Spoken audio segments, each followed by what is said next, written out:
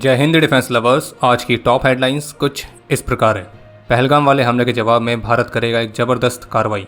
भारत की दो deep tech startups बना रही हैं advance jet powered UAVs. US vice president ने भारत के लिए पिच किया F-35।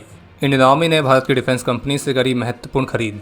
और सऊदी आर्म्ड फोर्सेस के लिए भारतीय प्रधानमंत्री ने पिच किए इंडियन डिफेंस इक्विपमेंट।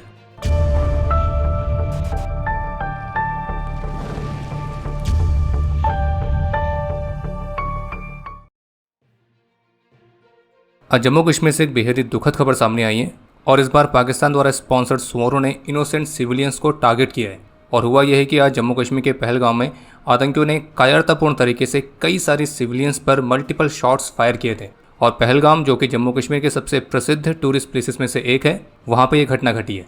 और इस साइट पर जो टूरिस्ट पहले से मौजूद थे उनका यह कहना है कि करीब 6 से 7 टूरिस्ट को इस दौरान गोली लगी है।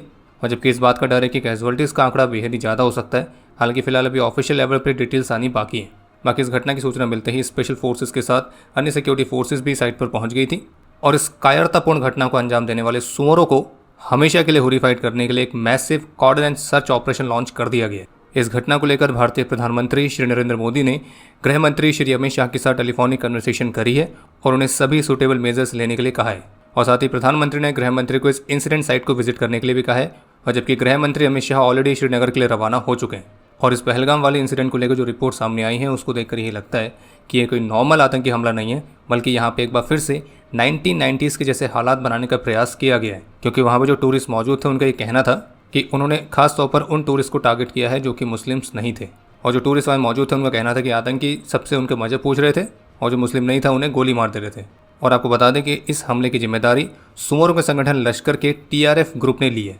और गृह मंत्री श्री अमित शाह द्वारा तुरंत ही एक मीटिंग भी बुलाई गई है और गृह मंत्री की तरफ से स्पष्ट रूप से कहा गया कि इसके जो अपराधी हैं उनको कठोर परिणाम भुगतने पड़ेंगे। और जबकि इस हमले को लेकर जम्मू कश्मीर के मुख्यमंत्री श्री उमर अब्दुल्ला का यह कहना है कि मैं अविश्वसनीय रूप से स्तब्ध हूँ, एक बेहद ही घृणित कार्य है और इस हमले के अपराधी जानवर, अमानवीय और घृणा के पात्र हैं। और निंदा के लिए जितने शब्द पर्याप्त हैं उतने कम हैं। और मैं मृतकों के परिवार के प्रति अपनी संवेदनाएं व्यक्त करता हूँ। बाकी हम इस बात की पूरी उम्मीद कर रहे हैं कि इस घटना के लिए हमारी सरकार केवल कड़ी निंदा का इस्तेमाल नहीं करेगी, बल्कि इसके और भी आगे जाकर कुछ ऐसे स्ट्रॉन्ग एक्शंस लिए जाएंगे, एक ऐसी मजबूत जवाबी कार्रवाई की जाए ताकि इस हमले को प्लान करने वाले जो असली सुमर हैं तो उनको भी एक क्लियर मैसेज जाना चाहिए।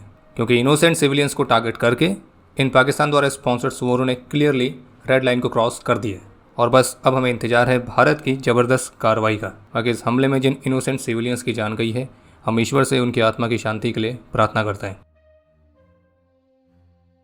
भारत की दो डीप टेक स्टार्टअप्स, जिसमें से एक है नेक्स्ट लीप एरोनॉटिक्स और दूसरी है धेया इंजीनियरिंग टेक्नोलॉजीज प्राइवेट लिमिटेड, तो इन्होंने औपचारिक रूप से एक MOU साइन किया है और जिसके तहत वे संयुक्त रूप से मिलकर भारत के डिफेंस एप्लीकेशंस के लिए स्वदेशी तौर पर टर्बोजेट पावर्ड UAVs को विकसित करेंगे।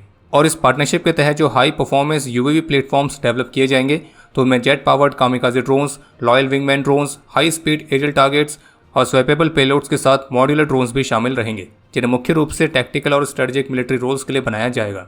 इस कोलैबोरेशन में जो नेक्स्ट लीप एरोनॉटिक्स है तो वो UAV सिस्टम्स उनके ऑपरेशनल डिप्लॉयमेंट्स के लिए अपनी एक्सपर्टीज़ को लाएगी।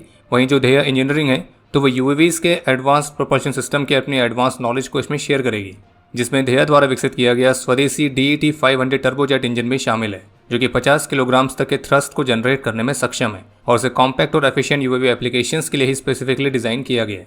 और इस पार्टनरशिप के तहत कंपनीज का गोल है कि वे जिन एडवांस UAV सिस्टम्स को डेवलप करें तो उनमें अधिक से अधिक स्वदेशी कंटेंट का इस्तेमाल किया जाए।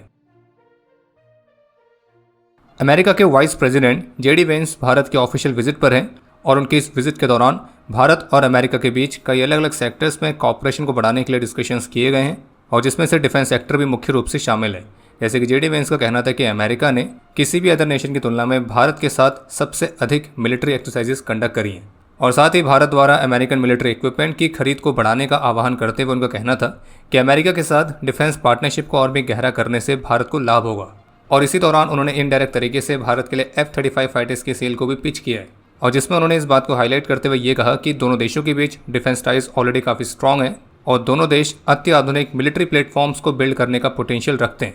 और इसी दौरान उन्होंने अमेरिका द्वारा F-35 फाइटर जेट्स जैसी एडवांस अमेरिकन मिलिट्री टेक्नोलॉजी को एक्वायर करने की संभावनाओं को भी पॉइंट आउट किया और जिसमें उन्होंने F-35 को बेस्ट इन क्लास के तौर पर डिस्क्राइब करते हुए उसे भारत की एयर डिफेंस कैपेबिलिटीज़ को बढ़ाने के लिए एक आइडियल प्लेटफॉर्म की तरह मेंशन किया। और उनका कहना था कि हम और भी कोलैबोरेट करना चाहते हैं और भी साथ मिलकर काम करना चाहते हैं और हाँ बिल्कुल चाहते हैं कि आप और भी अधिक अमेरिकन मिलिट्री इक्विपमेंट खरीदें।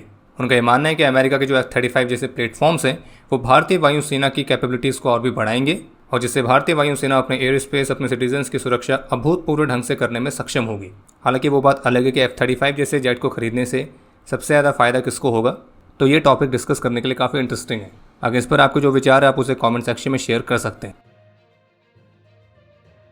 द न्यू इंडियन एक्सप्रेस की रिपोर्ट के मुताबिक, जिसमें आर्मी सोर्सेज के हवाले से बताया गया है कि इंडियन आर्मी ने आत्मनिर्भरता पर जोर देते हुए 2024-25 के लिए 85,000 करोड़ रुपए के खर्च के साथ मेजर प्रोक्यूरमेंट डील्स पर काम किया है और कैपिटल बजट में टोटल 85,000 करोड़ रुपीस के 26 कैपिटल प्रोक्यूरमेंट्स कॉन्ट्रैक्ट्स को अंतिम रूप दिया गया था, जिनमें से केवल 3 ही कॉन्ट्रैक्ट्स थे जो कि फॉरेन वेंडर्स को सोर्स किए गए हैं और 95% तक का जो एक्सपेंडिचर है वो डोमेस्टिक सोर्सेज को ही एलोकेट किया गया है। बाकी इसके अलावा एक अपडेट ये भी सामने आया है कि अगर सब कुछ योजना के अनुसार होता है तो फिर भारत का जो डिफेंस एक्सपो का नेक्स्ट एडिशन है वो रांची में कंडक्ट किया जाएगा।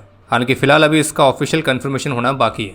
बाकी इसके अलावा भी हाल ही में कंडक्ट की गई अलग अलग तरह की मिलिट्री ड्रिल्स में भारतीय सेना ने अपने कई सारे स्वदेशी इक्विपमेंट को भी शोकेस किया था, जैसे कि एक्सप्लोडर अनमैन्ड ग्राउंड व्हीकल, जिसे खासतौर पर काउंटर IED ऑपरेशंस के लिए डिज़ाइन किया गया है और इनको रिमोटली ऑपरेट करके एक्सप्लोजिव थ्रेट्स को डिटेक्ट और न्यूट्रलाइज किया जा सकता है और वो भी हमारे सोल्जर्स की लाइफ को रिस्क में डाले बगैर। और एक्सटेंसिव ट्रायल्स के बाद जो एक्सप्लोडर है वो अपने मास प्रोडक्शन के लिए भी तैयार हो चुका है और आने वाले महीनों में इन्फेंट्री और इंजीनियरिंग यूनिट्स में इसके कई सारे यूनिट्स को इंडक्ट करने की योजना बनाई गई है। इसी तरह का एक और इक्विपमेंट है जिसका नाम है अग्नि अस्त्र, जो कि multi target portable remote detonation system है जिसे 2.5 किलोमीटर की रेंज से ऑपरेट किया जा सकता है। इसके अलावा भारतीय सेना का एक और इनोवेशन है जिसका नाम है विद्युत रक्षक, जो कि internet of things enabled integrated generator monitoring protection and control system है। बाकी आर्मी ने multipurpose octocopters, FPV drones, Baaz unmanned aerial system, wireless electronic detonation system तो इनको भी डेमोन्स्ट्रेट किया था। भारतीय प्रधानमंत्री श्री नरेंद्र मोदी सऊदी अरेबिया की 2 दिन की ऑफिशियल विजिट पर हैं और इस विजिट के दौरान उनका कहना था कि भारत इस रीजन में सऊदी अरेबिया को एक पॉजिटिविटी और स्टेबिलिटी फोर्स के तौर पर कंसिडर करता है और दोनों देशों के बढ़ते हुए डिफेंस और सिक्योरिटी इंगेजमेंट हमारे बीच के एक डीप म्यूचुअल ट्रस्ट को दर्शाते हैं। और उनका ये भी कहना था कि हमने सिक्योरिटी कोऑपरेशन के मामले में दोनों देशों के बीच एक अच्छी खासी प्रोग्रेस को नोटिस किया है, जिसमें counter terrorism, combating extremism, disrupting terror financing, tackling drug trafficking, तो इस तरह के एरियाज इंक्लूडेड हैं। और अब हम कुछ नए फ्रंटियर्स जैसे कि साइबर सिक्योरिटी, तो इन क्षेत्रों में भी अपने बीच के कोऑपरेशन को एक्सप्लोर कर रहे हैं। और भारतीय प्रधानमंत्री का कहना था कि वे इस बात को लेकर भी खुश हैं कि भारत सऊदी आर्म्ड फोर्सेस की भी कुछ ज़रूरतों को पूरा कर सकता है। और आज के समय में भारत न केवल डिफेंस में अपनी खुद की ज़रूरतों को पूरा कर पा रहा है, बल्कि 100 से अधिक कंट्रीज़ के लिए डिफेंस इक्विपमेंट के एक इंपॉर्टेंट सप्लायर के तौर पर भी उभर रहा है। और सऊदी अरेबिया की आर्म्ड फोर्सेस के लिए भी भारतीय प्रधानमंत्री ने भारत के डिफेंस इक्विपमेंट को पिच किया है। बाकी अब समय है आज के इतिहास का। आज के दिन 2003 में ऑपरेशन सर्प विनाश के हिस्से के तौर पर अपने अदम्य साहस और वीरता का परिचय देते हुए पैराट्रूपर संजोग छेत्री ने अपना सर्वोच्च बलिदान दिया था और इन्हें मरणोपरांत अशोक चक्र से सम्मानित किया गया। और आपके लिए आज का प्रश्न है, भारत के पिनाका रॉकेट सबसे पहले किस कंट्री को एक्सपोर्ट किए गए? और अब समय है आज के टॉप 3 कमेंट्स का, जो ये रहे आपकी स्क्रीन पर।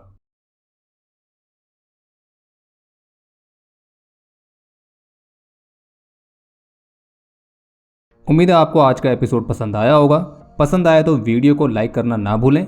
आपके कोई भी सुझाव या सवाल हो तो उसके लिए कमेंट सेक्शन ओपन है। और अगर आप डिफेंस रिलेटेड और भी एक्सक्लूसिव कंटेंट में दिलचस्पी रखते हैं तो आज ही प्ले स्टोर से डिफेंस स्क्वाड की सुपर ऐप को डाउनलोड करना ना भूलें। और अगर आप चैनल पर पहली बार आए हैं तो squadron.in पे जाके हमारे नए डिज़ाइंस को भी चेकआउट जरूर करें। बाकी जल्द मिलेंगे नए एपिसोड के साथ। तब तक के लिए जय हिंद, जय भारत।